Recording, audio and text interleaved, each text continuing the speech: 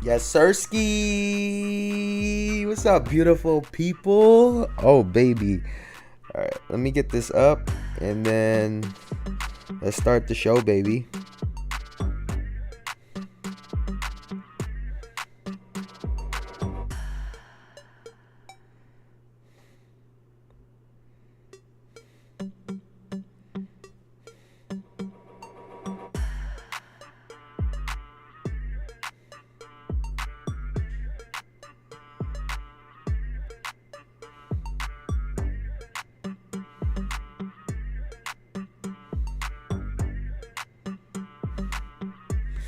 All right, let's go. Let's do this thing, baby. All right, like I said, welcome back to another episode of the Jayson Estrera Show, where we try to talk about basketball and everything else on the topic and every other topic that we have as accurate as possible. Now, for today, my beloved Knicks have broken my heart twice.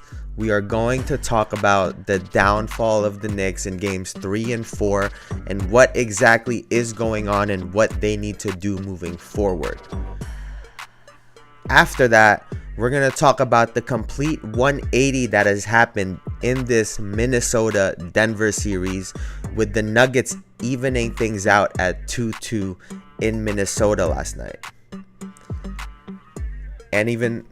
But before we get into those topics, we got to get into some other news.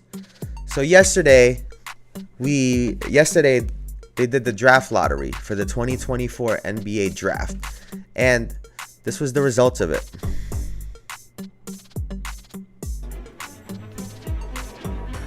The third pick belongs The to third pick, the the Houston Rockets. Look at Ime. The Look second at pick will be Ime. made by the Washington Wizards. The That Washington means that Wizards. the number one pick Wasn't in the this dude 2024 Bilal NBA just talking draft shit goes to about the Pascal Atlanta Siakam? Hawks. And is that Landry Fields? Wow, an absolute stunner. The Atlanta Hawks. Landry Fields is on Atlanta? Since when? Since when? The number one pick. They had never won the lottery before, and I'm not saying that the girl that's on the desk that's from Atlanta doing her first There lottery you had go. anything to do with it, but I'm just saying, can I? So the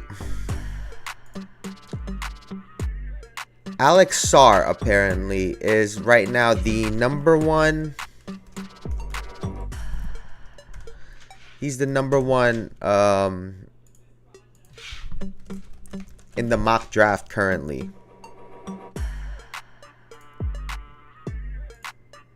Let's see this.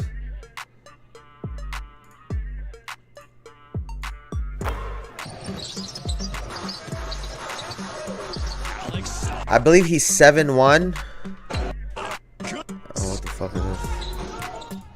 I believe he's 7'1", athletic, long, real good defensive highlights, good weak side defense.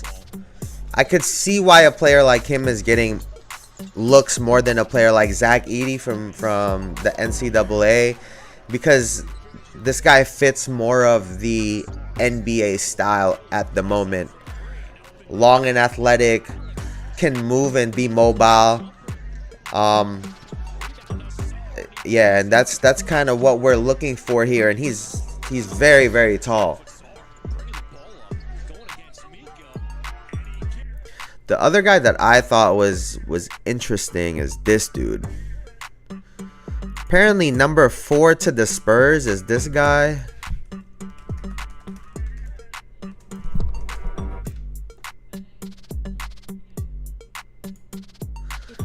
Apparently, who's gonna go to number 5 to the Spurs is Nikola Topic. I don't know how you pronounce his name. Sorry if I'm butchering it. I was watching this and I'm like, this guy can't be that big, right? I think I saw somewhere someone reported this dude at like 6'9" or some shit.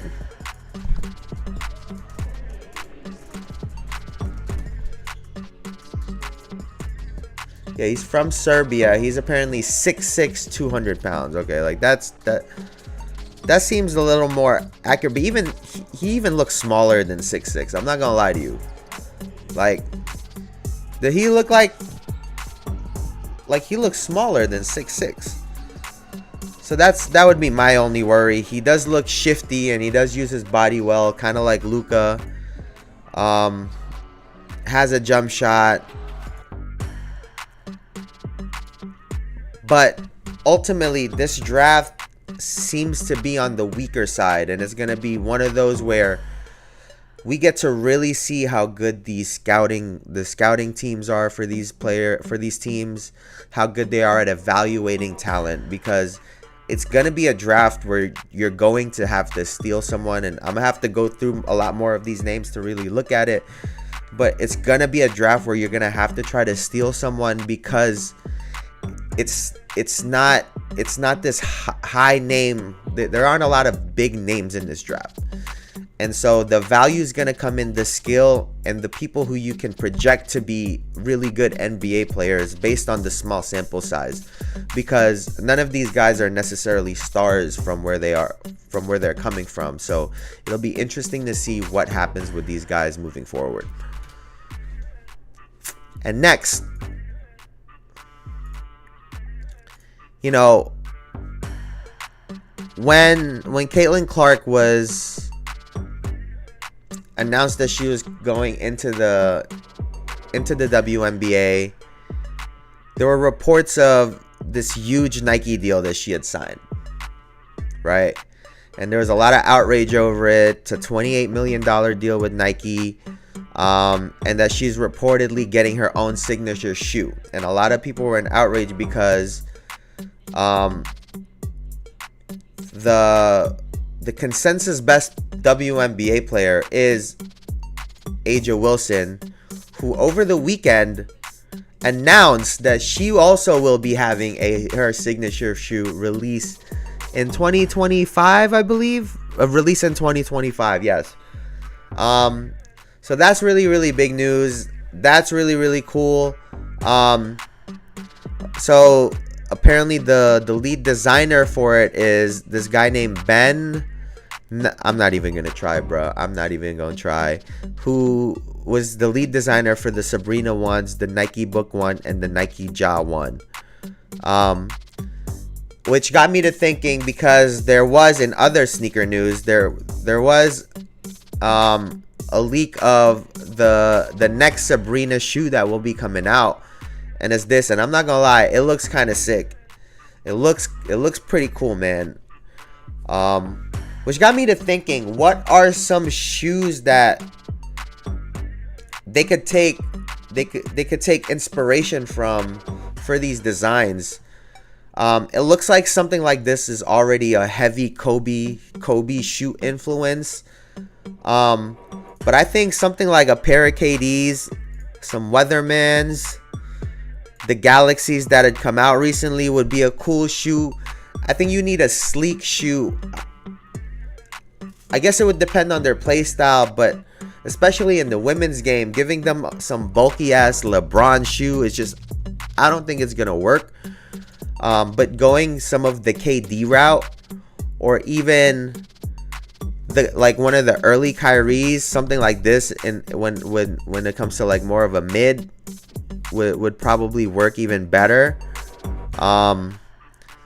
But yeah, I would look for them. I would hope that they use something like this as their base of inspiration to create the models for these WNBA players, because these models have done really, really well. You could honestly pick any of the Kobe's. You could even pick some of the Paul Georges. Those are also really cool. But yeah, I guess more of the lows would look really nice, and something that a lot of the dudes I think would pick up, right? So taking inspiration from these could work out really well. But yeah, I'm glad that we're getting a wave of these WNBA players getting sneakers, because one, it just adds to the market, right? It just adds something different. And now they have something to promote and sell that forces brands like Nike and the WNBA to put them in front of TVs and put them in front of people because they have to get some money back. So hopefully this is a really, really good sign for the WNBA moving forward, man.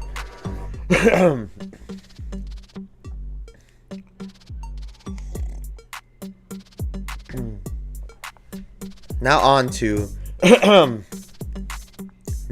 sadder news. Unfortunately, on to sadder news.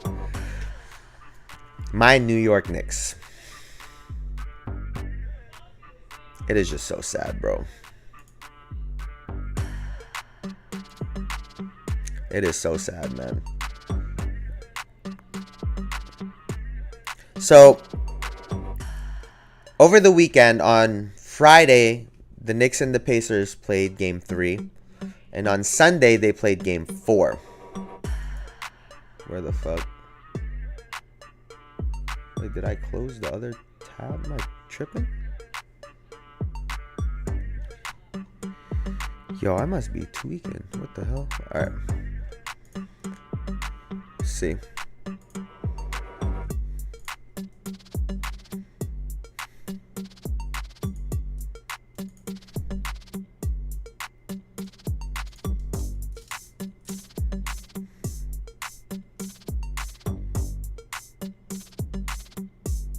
I don't know what happened.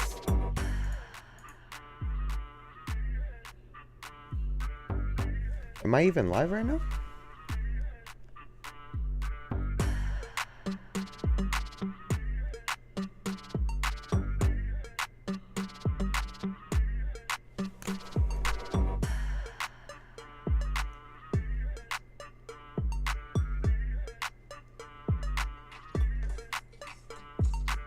The Knicks and the Pacers played Game 3. Okay, I think we're live, but I don't know what happened with this shit.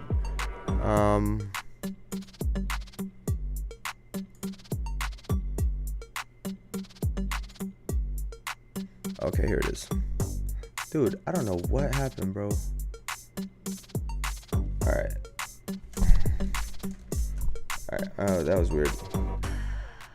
Sunday. Oh, I don't even have Friday. That's cool.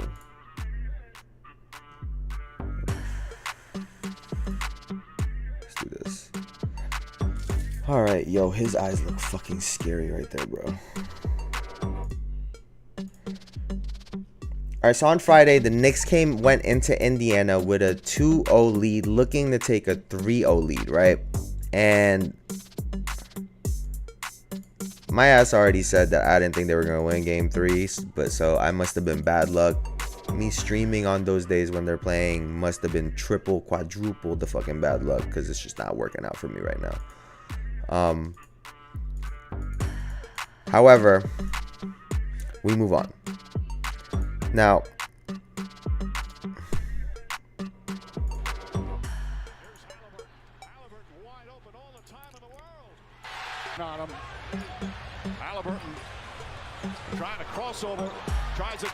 so in Game 3, the Pacers won 111-106. And Halliburton had a great game. Halliburton had 35 points, went 14 of 26, 6 of 16 from the field. Also got 26 from Pascal Siakam, 9 of 14 from the field, 1 of 1 from 3, 7 of 9 from the free throw line. And Miles Turner added 21 points as well. 2 of 5 from 3, 7 of 13 from the field, 10 rebounds. Right? And here, as we look towards the end of this, one missed free throw. And here's Brunson with another missed free throw. Halliburton with 35. Drives, goes down the lane, kicks it out in the corner, back up top. I was so pissed, man. I was so pissed that he missed this shot. He missed that shot, right? And you're going to see it later why I was so pissed. On some tired legs. Brunson hobbled the whole game. He's just been having a tough time. So you saw the shot that Nembhard just missed, right? What in the fuck is this, man? Free throws missed at the end of game.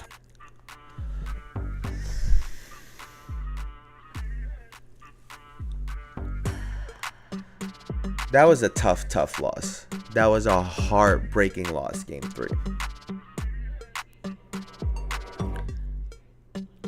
Halliburton has been really aggressive. And the Knicks just haven't had an answer.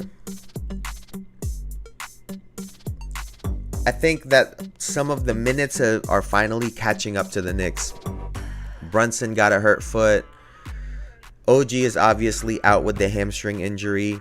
Like I was saying, with the hamstring, seeing the way that injury happened, I knew it was bad from from off rip. And even though Dante had a good game in game 3, it really came down to those last couple possessions. Like I said, Hart and Brunson both missed the free throw, and Nembhard just hit a fucking like what do you do about this, bro? Shot clock at 4. Nembhard's got And to put it up. Step back. His three-pointer. I was talking on while I was watching the game yesterday, and I was live. I was talking. I put on the Josh Hart, Jalen Brunson podcast where they were talking about that shot that Maxey hit. And now they get that shot hit on them by Nembhard. And I didn't even put the 2 and 2 together about how draining it is to be on that side of it. I know that we've come out on the good end of some of these victories in close games, but we have come out on the bad side of 2 really tough shots. Especially that one. I could live with Maxey because Maxey's been on the rise and he's been doing that. And I was talking about the fact that he likes to shoot long range shots, like deep threes. But Nembhard, and then he came out firing for game 4. He just confident, just confident. During the course of the year, DiVincenzo, who was on fire in game 3, misses his first attempt. I'm not even gonna go over much for game 4. Indiana won 121-89. Halliburton had 20 points, 8 of 15, 4 of 10 from 3. They had 1, 2, 3, 4, 5, 6 people in double figures last night. And Nesmith had 8 and Nembhard had 9. So they could have had 7 players in double figures last night. And the Knicks, on the other hand, only had 89 points. This shot right here was... This last shot to me was the epitome of the game.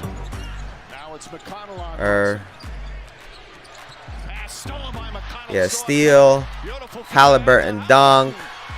First of all, he was yapping at Dante the whole game. But this shot, like to me, the timing and the fact that, watch this, right? It's a tough shot already, and it, had Hartenstein been able to jump, it would have been a really good contest. And not to say that Achua did anything wrong here. He's just trying to get through to get to his man and goes under the screen for the quote-unquote screen for some reason. He puts a hand up, but it's not the same as if, like, that's just how he almost set a pick on his own teammate. And yes, it's a tough shot, but Hartenstein, the taller defender, couldn't even put a hand up, and that's just the kind of game that it was. Just at the wrong place at the wrong time. And it's just like, it's just tough, man. Oh, sorry, I didn't even do that right. I didn't even do that properly. First shot early, tied up that time. Shot clock at 4.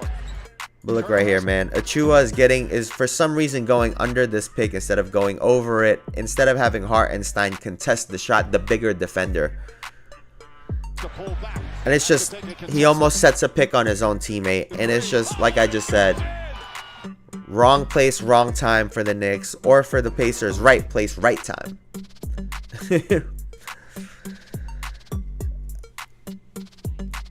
I was saying it during, I think I was saying it at the end of when I was live reacting to the Knicks Pacers Game 3 game. And emotionally, these games are draining when you lose these tight games. It's draining for a fan. I could only imagine how it would feel for a player. Those are the kind of games that you think about, where you, especially when a player like Neymar makes a 3 like that. And you think about the free throws and yada, yada, yada, yada, yada, yada. I was saying I almost preferred, if we were to lose game 4, I did say it, that if we were to lose game 4, I would prefer a blowout, which is exactly what happened. And I said that because, one, you get extra time to rest these guys who have been playing 48 minutes a night. Josh Hart came out early in the third quarter. They only left Brunson in a little bit longer, and the last person that came out was Dante. Give these guys a little bit of rest, not be in such a tight game, overexerting, overextending, only to potentially lose the game anyway. Now they get to rest, and as I was saying yesterday, I don't know when their flight was to leave Indiana. I don't know if they were planning to sleep there last night and leave this morning. Those motherfuckers, if they weren't planning on leaving last night, they better have switched the plane schedule, and I hope they left last night because they needed to get out of Indiana. It just was not good. Nothing good was happening in Indiana for them. They need to get back home. They need to rest. They need to get some home-cooked meals, and they need to get some home loving. You know what I'm saying? Like, it's just what needs to happen. These guys need to rest going into game 5, and what you do with game 4 as the coach is you throw that whole fucking game away. You guys are going over film today. The film you're going over is the Jalen Brunson 47 points against Philadelphia. It's Dante getting 30. It's Josh Hart getting 29 and 15. Like, this is what you're showing the next day. Because there's nothing to gain from game 4. And we already know what happened in game 3. They just got to play tighter. We're already undermanned, but I do believe that we can still beat this team. They are so reliant on the 3-point shot. The person that we really have to slow down right now is Halliburton. Because he is looking to score at every turn. And I don't know who spoke to him. I don't know if it was Reggie. I was saying it even at the end of, during their Milwaukee series. I was waiting for him to have a breakout game and a breakout series. Unfortunately, it's happening against my Knicks. Unfortunately. I think he's realized that he needs to be the catalyst for his team, and this passing around bullshit is just not working when it's the playoffs. And thankfully for him and Indiana, he has come out to play, and he has been doing his thing. So I think that's really good for them. Although I am looking for the Knicks to take the lead back and go up 3-2 in the Garden Tuesday night, and to take back this home court. I mean, we already do have home court advantage. We have game 7 if we need it in our back pocket. But I'm looking for us to close this shit out. I'm looking for the Nova boys to really to anchor down and close this series out the way that they should. I know Brunson's on a hurt foot. Tom Thibodeau,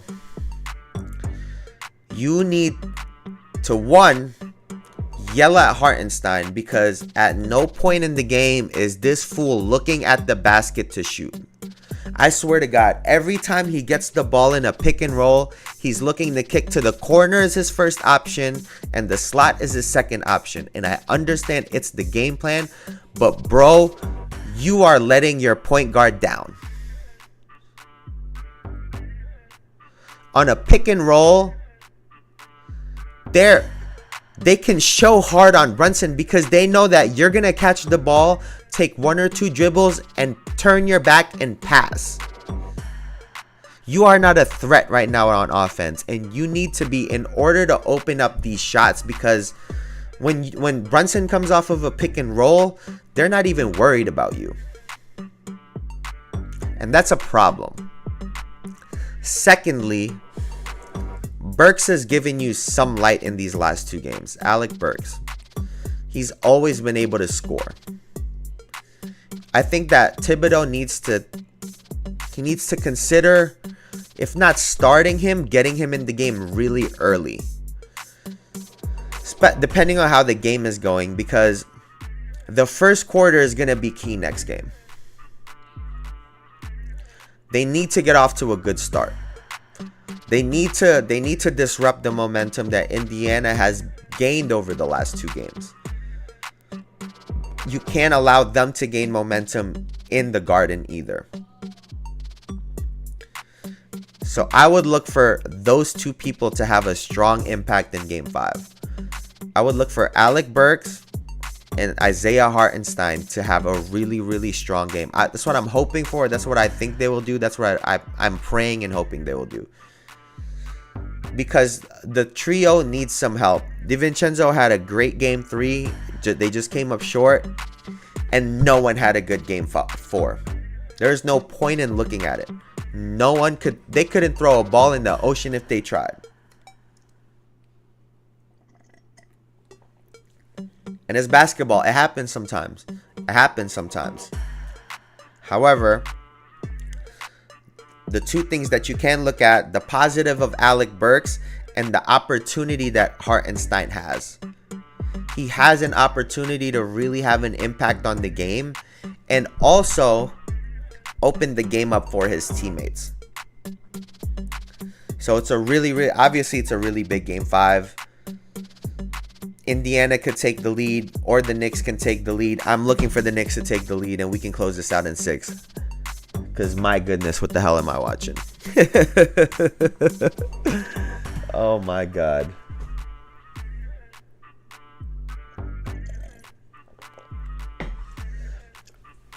Moving on. Last night, we saw the Denver Nuggets make a complete 180 in their what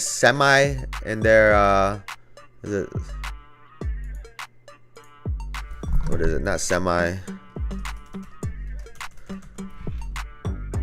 In their, what is the fucking term?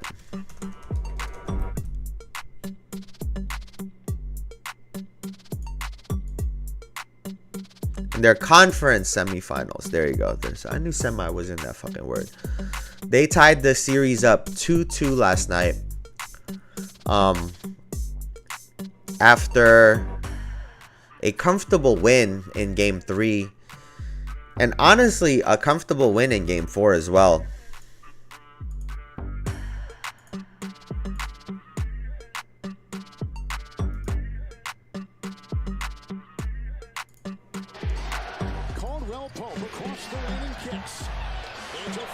Wow. Oh. Whoops. Whoops. Let's do this again. Let's try this one more time. Aaron Gordon had himself a game last night, man. Aaron Gordon ended the game with 27 points, went 11 of 12 from the field, 2 of 2 from 3, 3 of 3 from the free throw line, 7 rebounds, 6 assists, 1 steals, 2 blocks. And I'll get into that in a second. And Jokic had himself a game, 35 points, 15 of 26 from the field, 1 of 5 from 3, 4 of 6 from the free throw line, 7 rebounds, 7 assists, 3 steals, and a block.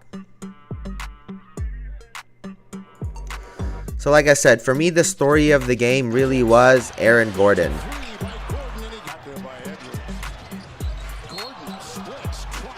I thought he did a phenomenal job of... Here, let's get to this. I thought that Aaron Gordon did a phenomenal job of really taking advantage of his matchups, right? Of not not settling, right? Attacking the smaller players. And for Jokic, let's count this. Let's count this. Count this shit with me. When he catches the ball. 1, 2, 3. I think if you let Jokic get 3 plus dribbles comfortably, he will score probably 80% of the time. If you allow him to get that many dribbles as the best player in the world. 1, 2, 3, 4, 5. Where is the double team? And he just makes a play.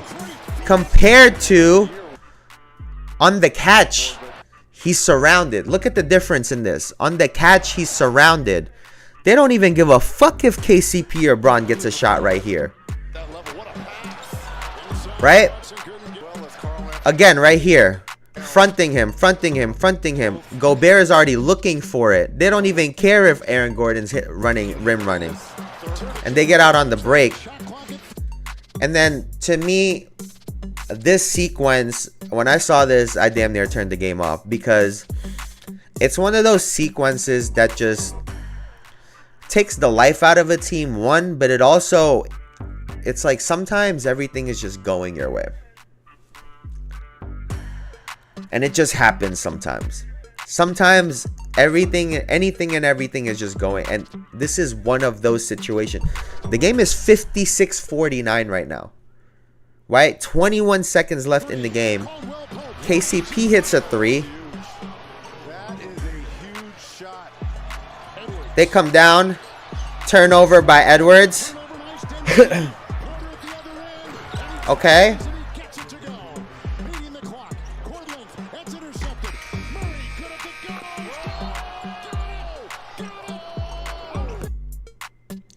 Guys, it was 49. What was it? To 56?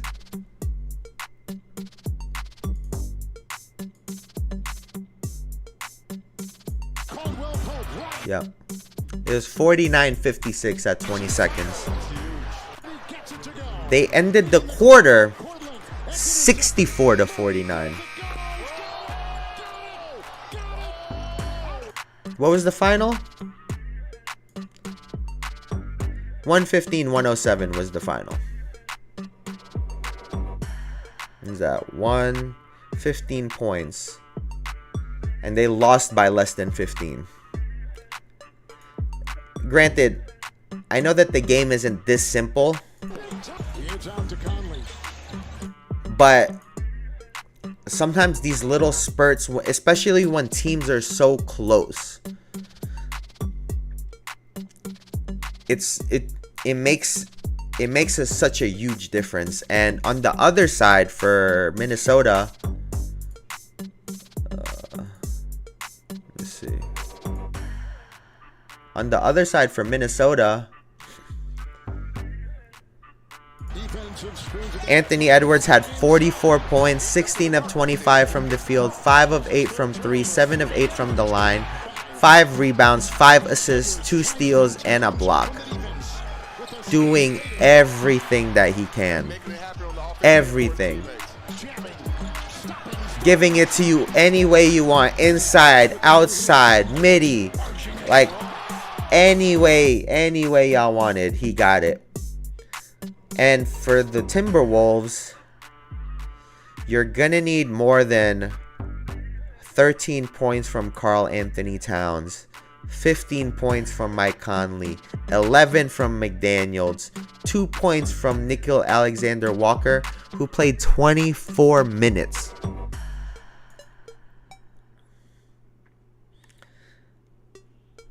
Anthony Edwards he was literally answering them by himself. They would hit a shot, he would come down, hit a 3. They would hit a shot, he would come down and get a layup. They would hit a shot, he would come down and hit another 3.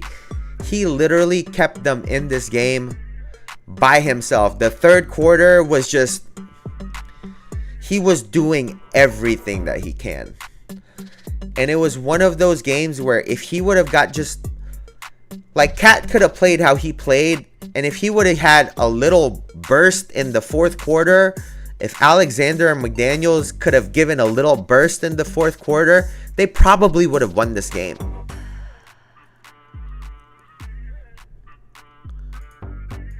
When you look at the numbers,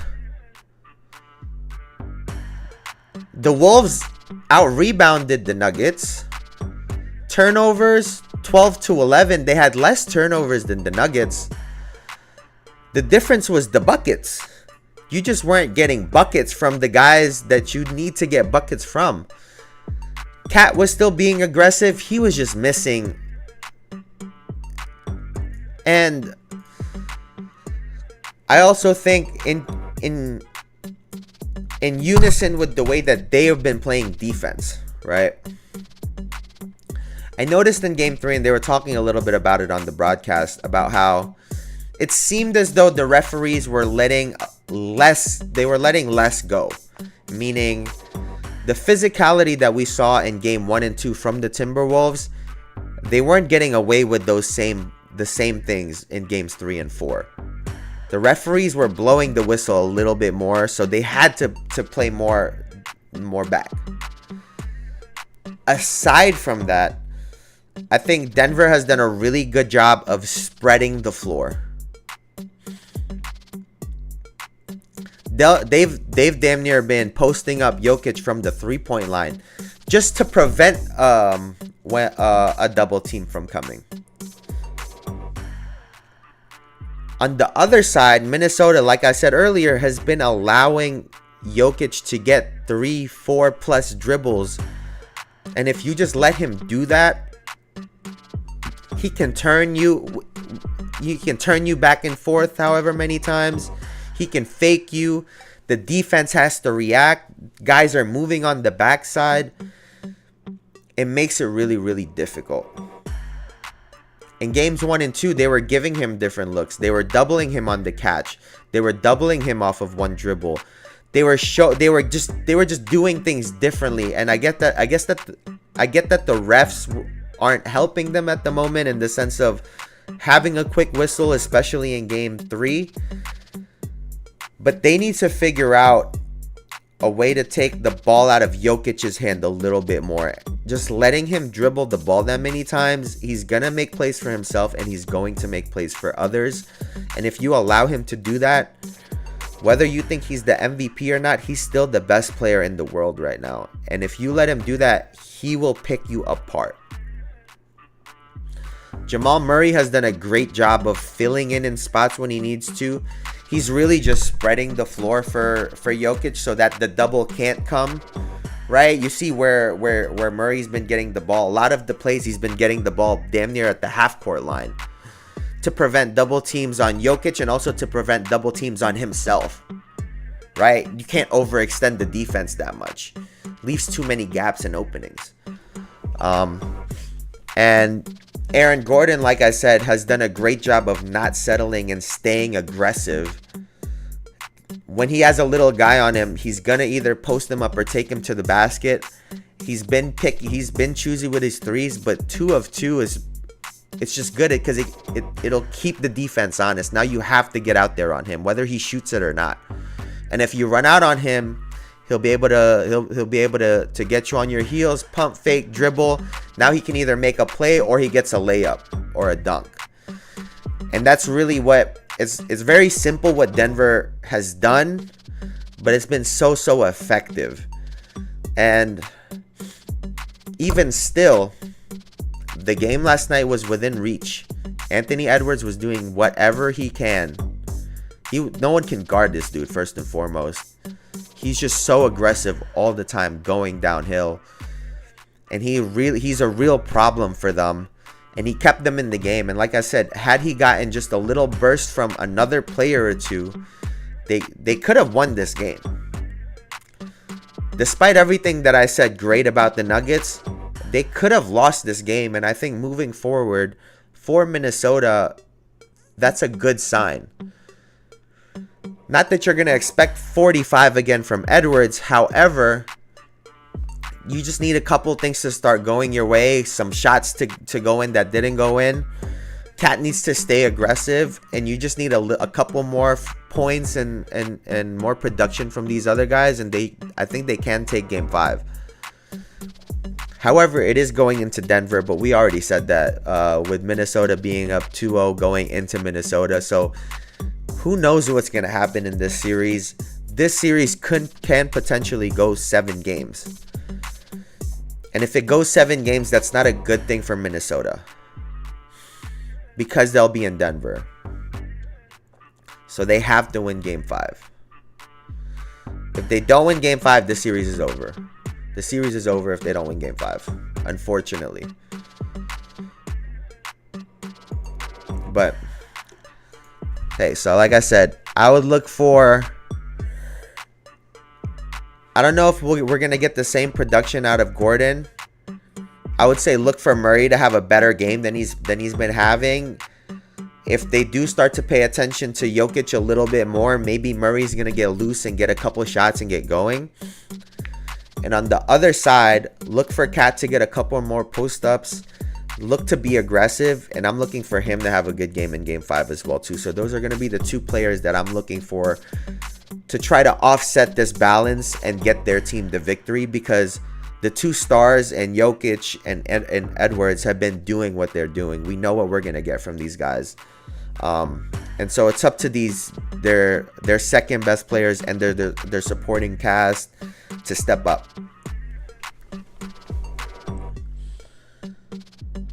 And next,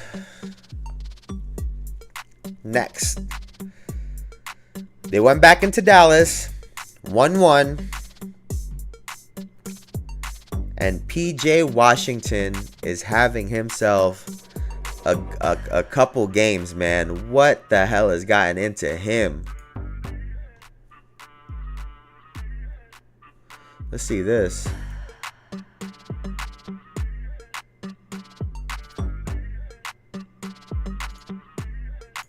Has the three-point range as well as the mid-range range. Although he's getting a little breather, Washington hits a 3. Boy, P.J. Washington 2 in OKC. Games 3 and 4 here in Dallas. Game 4 Monday. Washington scores with the left hand. He's got 6. Doncic trying to get away. Let's see this. The Mavs won a tight game, 105-101. The game really was close throughout the entire game. Excuse me. And let's see here. PJ Washington had himself a game. 27 points, 11 of 23, 5 of 12 from 3. 6 rebounds and 2 assists as well. Kyrie and Luka had 22 apiece. Kyrie went 10 of 17 from the field, 2 of 6 from 3. Had 5 rebounds, 7 assists, a steal, and a block. And Luka, like I said, 22 points, 7 of 17, 1 of 4 from 3, 7 of 10 from the line. Had 15 rebounds, 5 assists, and 2 steals. And PJ Washington was having a game. You'll see here coming up next. This to me is the other thing to look out for.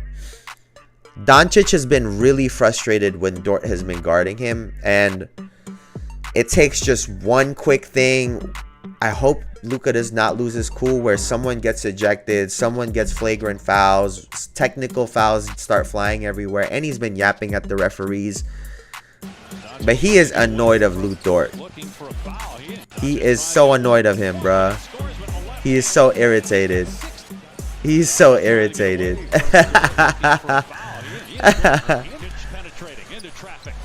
Yes, more PJ Washington.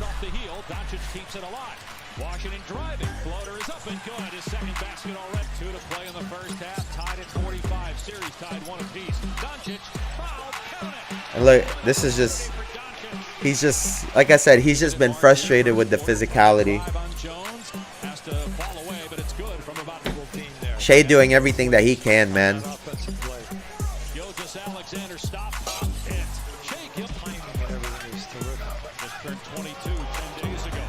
Oh, oh, oh!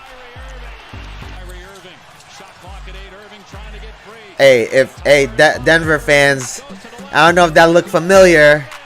Hey, Denver fans, I don't know if that looked familiar, but excuse me. I don't know if that looked familiar, Denver, but another lefty floater for this dude, man. He is just unbelievable. For the Thunder, Shea had 31, 10 of 23 from the field, 2 of 3 from 3, 9 of 10 from the line, 10 rebounds, 6 assists, 1 steals, 5 blocks, and 5 turnovers. And with him, Holmgren had 13, and Jalen Williams had 16. Like I was saying, this game for the most part was close all the way through, quarter to quarter. 23-26, Dallas won. Quarter 2, 29-25, Oklahoma won. Quarter 3, 26-31, Dallas won the third quarter. And the fourth quarter, 23-23, they tied. Like, it was just a tight game throughout. And going back to what I was saying before the start of this series, it really comes down to star power. Can the Thunder match the two stars? Like, can they match Kyrie Irving's stardom by committee, basically? Because Luka and Shea will basically cancel each other out. And as we've seen, Luka's been kind of struggling a little bit, except for game 3. Except for game 2, sorry. And Shea can match his production in terms of points. Rebounds and assists, it's up in the air, right? Luka will probably win that most nights, but especially in the playoffs, it hasn't been triple-double Luka, right? So Shea can match that. And it's really, like I was talking about the other day, Kyrie has been figuring out whether the team needs scoring by committee or he needs to be a dominant force. Now, thankfully for Dallas, PJ Washington has been balling, right? So having that second guy that gets you 20-something points, and like in Saturday night, be your leading scorer, really bodes well for the Mavericks.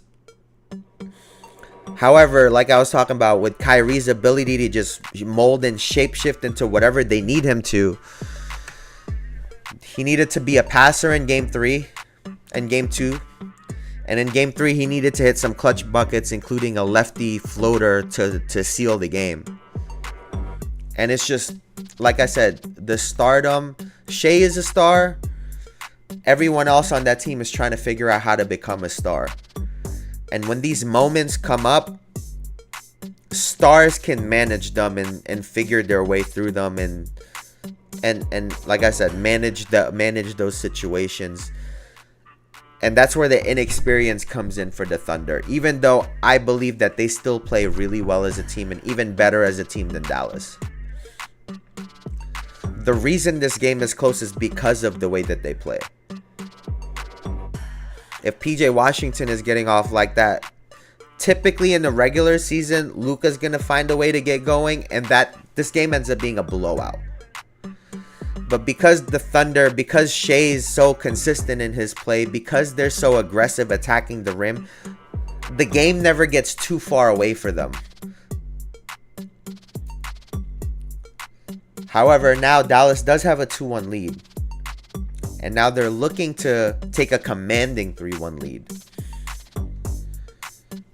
How will OKC respond? This is where we get to find out if experience really does mean that much. You know, I was saying, I think that the youthfulness, the size, the aggressiveness will take people a really, really long way. However, a team like OKC, who doesn't have a second star the way Minnesota does, they might have a hard time. So I would look for Luka to have a similar first quarter as he did in game 2, where he just comes out firing. and if he comes out really hot, and PJ Washington, or let's say Kyrie Irving, or even better, Tim Hardaway Jr. gets going early, hitting threes, this game could get out of hand very, very quickly. And that's the effect that games like that game has on series like this. I do think that OKC has some fight and that they can make it close. I want to say OKC is going to tie it up, but my gut is telling me that Dallas is going to go up 3-1. Just my gut. Just my gut. And I know that I've been saying OKC in the Western Conference Finals, but for some reason, I feel like Dallas has something here. Now, I will say it would be tough for PJ Washington to have another big game like he's having. I don't expect it to happen again. Numbers say he's bound to have a bad game. So if that's the case, OKC should win this game.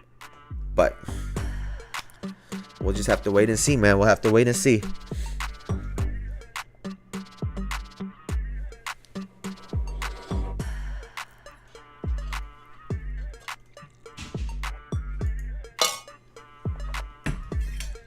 Where is this?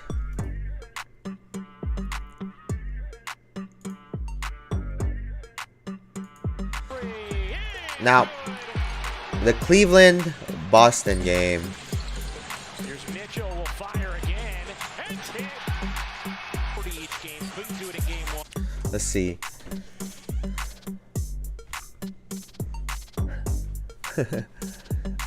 What's it? Oh, this is the wrong one. Oh, here it is. So Boston took game 3, 106-93. I'm starting off with Mitchell because this guy was doing everything he fucking can. He ended up with 33 points, 12 of 22 from the field, 7 of 12 from 3, 2 of 3 from the line, 6 rebounds, 3 assists, and 2 steals. No turnovers too. Wow. Just a straight bucket, man. Look at that. Ain't no shove. Bucket.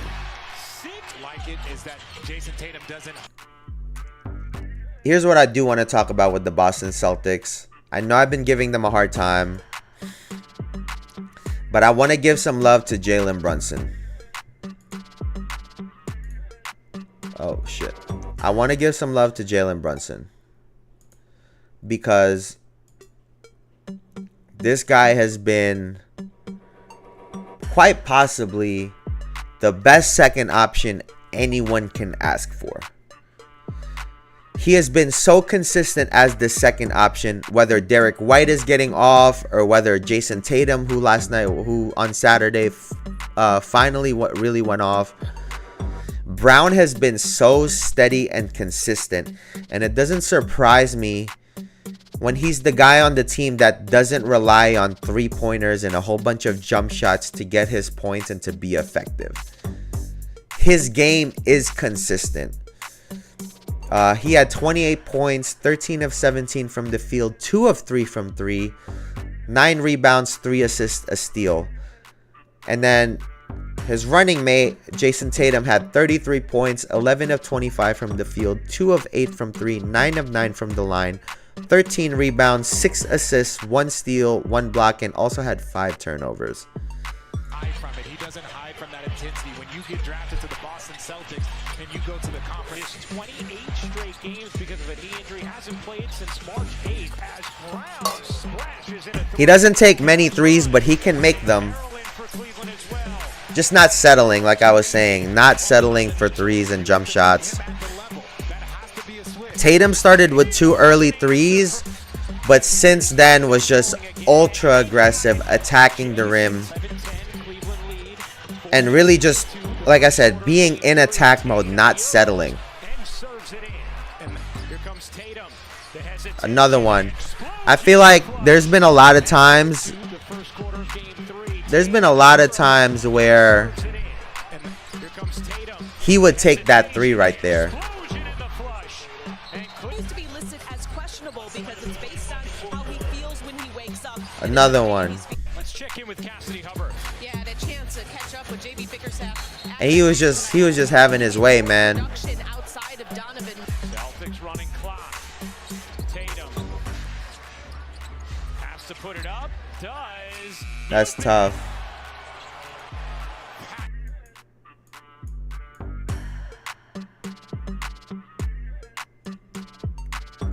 What the hell? I didn't even know that happened there. So anyway, like I said, Tatum finally had a great game, and it's consistent with what I've been saying about him. When the amount of threes that he takes is 40 to 50% of his shots out of his total shots. So if he's taking 20 shots, if almost 10 of those are threes, it's probably not going to be a great night. On Saturday, he took 25 shots and only 8 of them were threes. And like I've been begging for him to get more opportunities from the mid post. And he was successful. And this is what I think, this is what scorers and jump shooters fall in love with. Great scorers that have a good jump shot, that have a great jump shot, right? They fall in love with that bop, bop, bop, bop, like trying to get people leaning and then fading away from the three-point line, especially nowadays, 25 to 28 feet from the basket. If you get those same touches, if you do the same exact move, but instead you're at 15 to 17 feet, even if it's still a tough shot, it's way easier than taking it from 25 to 28 feet. It's way different. Way different. You'll miss some of them, yes.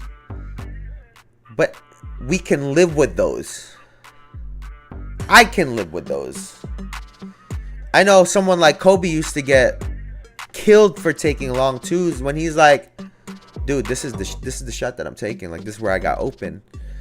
And I know if you're a hooper and you know this, right? If you're not a great three-point shooter, just standing within the line makes a world of a difference.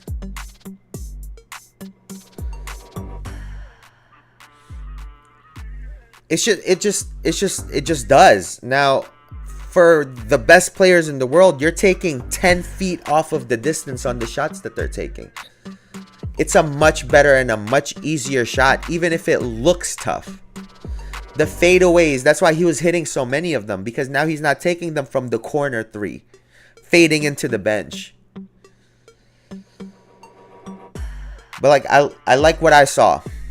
He's been super aggressive, not settling for threes. The other game, he would fake it, put one dribble down, and then step back and take a three. And I was just like, dude, just take it to the rim and get a layup. I didn't understand why they were so, or why he's so determined to get so many threes up. But like I said, they got to be happy because Jaylen Brown has been a model of consistency. He's been, you could argue, he's been the best second option through the playoffs. He has just been so consistent. He would be right there with Jamal Murray, I think, for me. Him and Jamal Murray have been such phenomenal second options. Right? For Brunson, it's almost as if it doesn't matter who the first, you could filter whoever you want the first option, whoever's going to get off that night. He's comfortable at where he's at because his game is so consistent at that. I hope that Boston can continue to play like this, because if they do, they're going to be a really, really tough team to beat. And like I was saying the other day, it's almost as if the championship is getting laid out for them. Giannis and Dame are hurt. Embiid is hurt. You know, obviously I'm pulling for the Knicks. But even when the Knicks move on, they're hurt. And then you're going to have either a Luka Doncic that's just been fighting through everything. If he somehow makes it to the finals, he's going to be hobbled and tired. Or you're going to have a Denver that's hobbled as well. Or you're going to have a Minnesota team that's battling Denver and then potentially battling either the Dallas Mavericks or OKC. So it really isn't Boston's favor this year. If Tatum keeps playing like the way he did in Game 3, it should be wraps. And that's what I've been looking for him to do, man. Because anyone his size and smaller should be no problem at all. I'm looking for them to go up 3-1 tonight. Basically wrap up this series. Am I changing my mind, man? Now I feel like OKC is about to win tonight. Shit, bro. But yeah, anyway, Boston winning tonight and OKC's tying the series. Thank you guys for watching. I'll see y'all tomorrow. And it's been your host, Jayson Estrera. And like I said, thank you guys for watching. Thank you guys for hanging out with me. And I'll see y'all tomorrow. Peace.